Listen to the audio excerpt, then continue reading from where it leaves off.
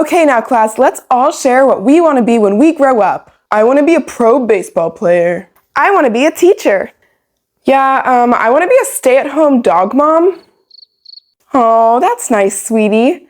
Is there another job that you're interested in that might pay you?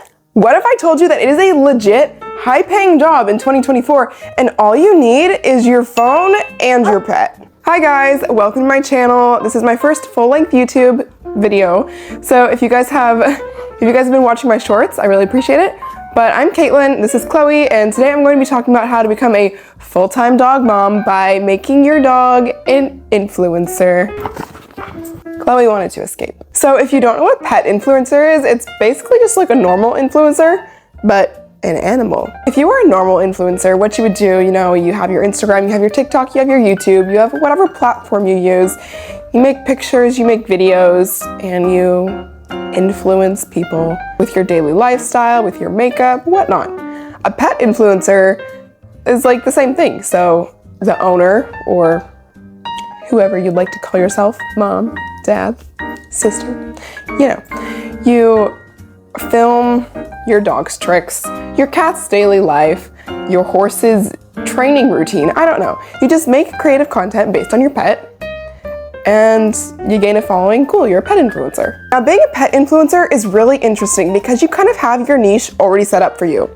If you don't know what a niche is, it's like when a normal influencer would join the influencing community, maybe your niche is makeup, maybe your niche is fashion, maybe your niche is driving cars. But with pets, your niche is pet. Like, it's already kind of built out for you. Within the pet influencing niches, there are other ones. So you have, to break it down easily, dog, cat, hamster, snake, like you have the types of pet. But to break it down even farther, you can get super intricate with pet niches because you could have my dog's training routine, my dog's feeding schedule, like my dog and I do skits. Like, you can have very specific pet niches, and that can be great for building an audience. And unlike being a normal influencer, people love to follow pets because they're so unproblematic.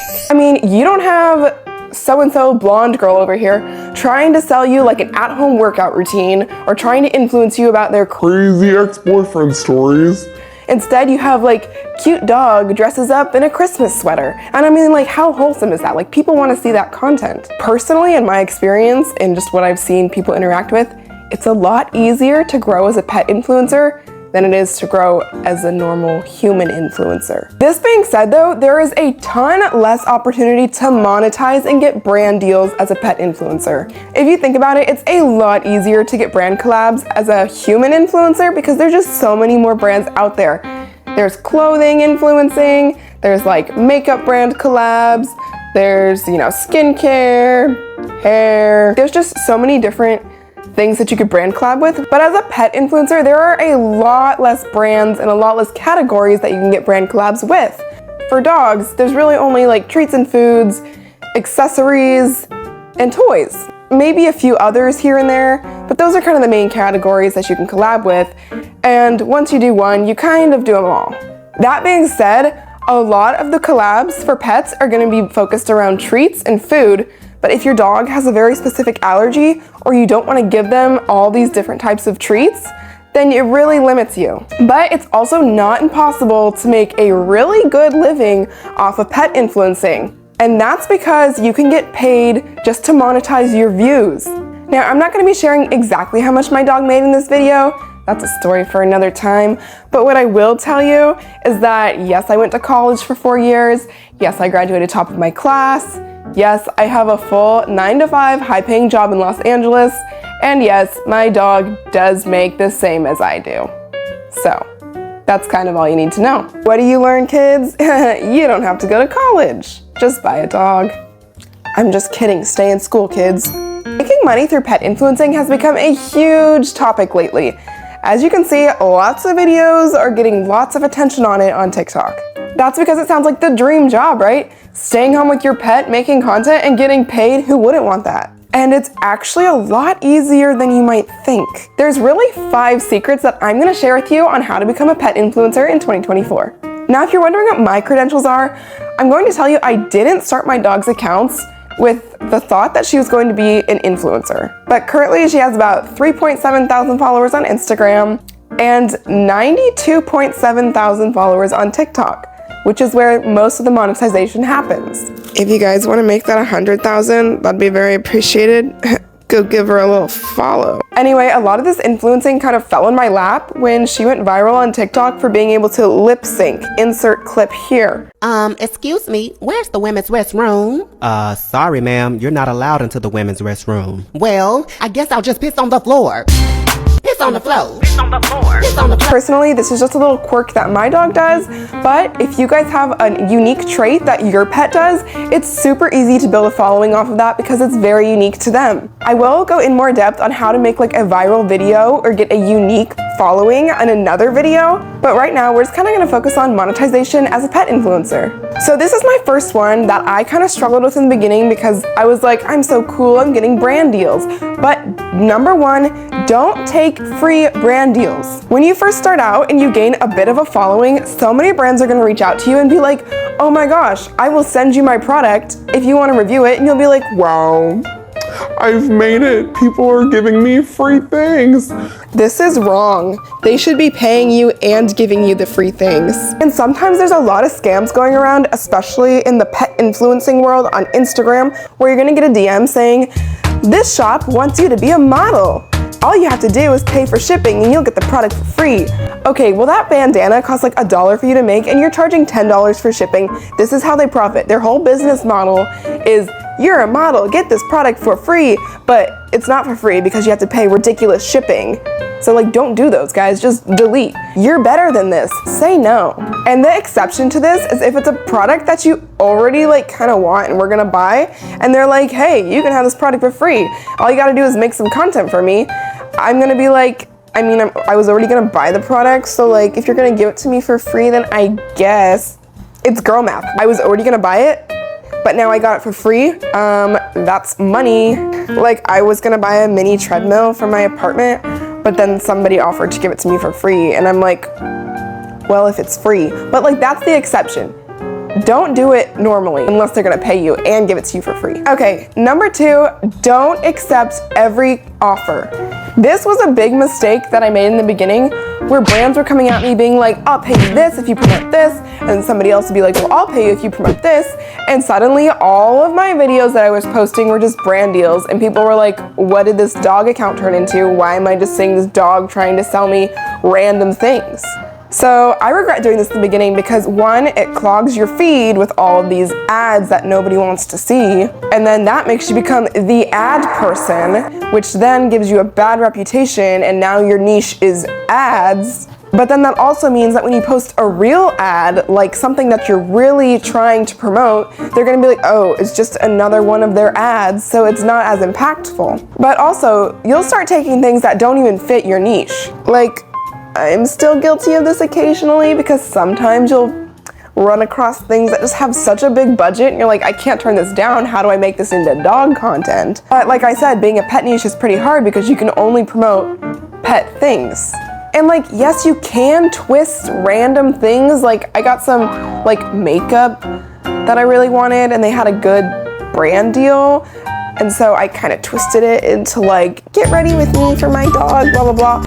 And like, I made it into a pet thing, but like, don't do this a lot unless it's something that has like a really big budget and like you're really actually passionate about, because otherwise it's gonna not be a pet influencing account anymore. But hey, in the end, if they pay you well, then do whatever you want. Number three, don't feel like you have to post your brands on every single social media account. So my dog mainly is on TikTok, Instagram, and now YouTube. In the beginning, I would make a brand deal that was usually focused on TikTok because that's where most of my brand deals came from.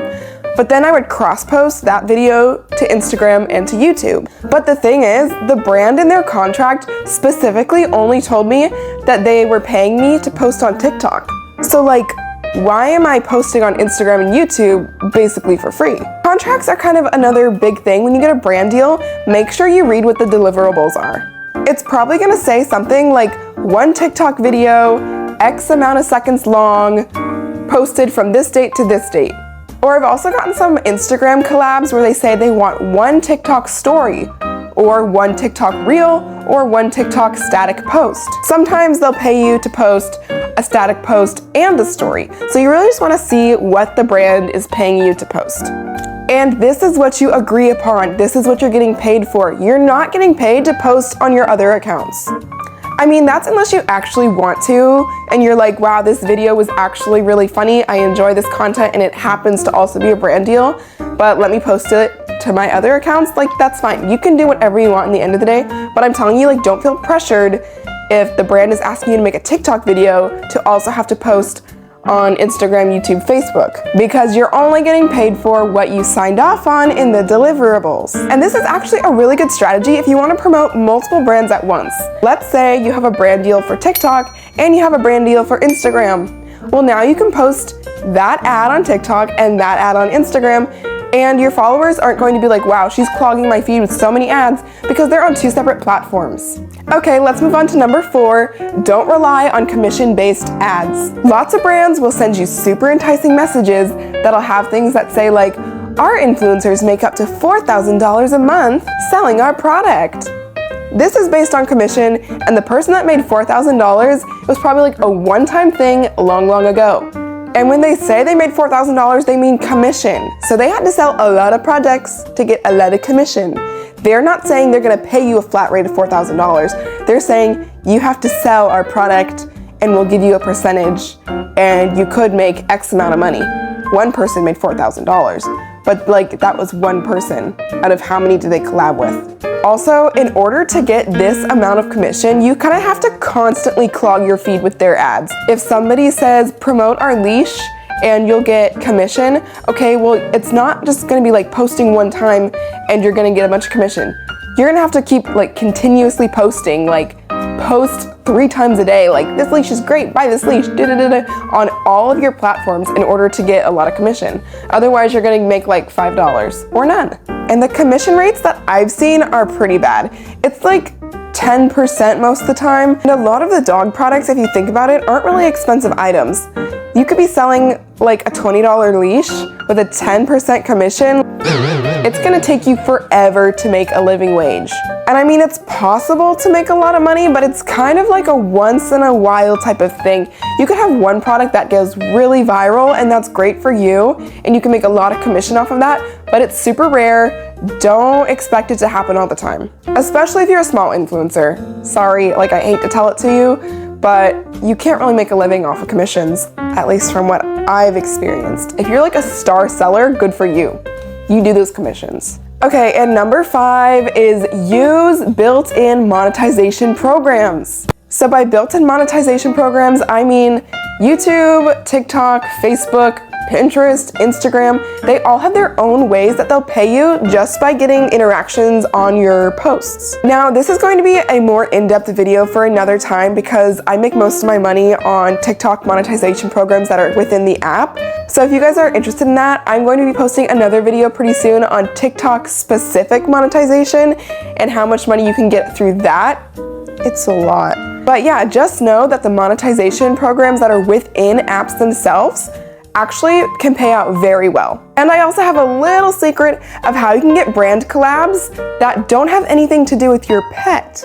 This point has a lot of specific details to it, and I don't want this video to be like 3 hours long. So if you're interested on how to really monetize with in-app monetization, specifically focusing on TikTok because I know the most about that one, then definitely subscribe or turn on your notifications because I'll be posting a more in-depth video specific to that topic soon. Thank you guys for watching. I hope you found this informative. If you did, give it a like, maybe a subscribe. And if you guys have any social media accounts for your pets, let me know in the comments and I'll check them out. And don't forget to check for my new video soon. All right, bye guys.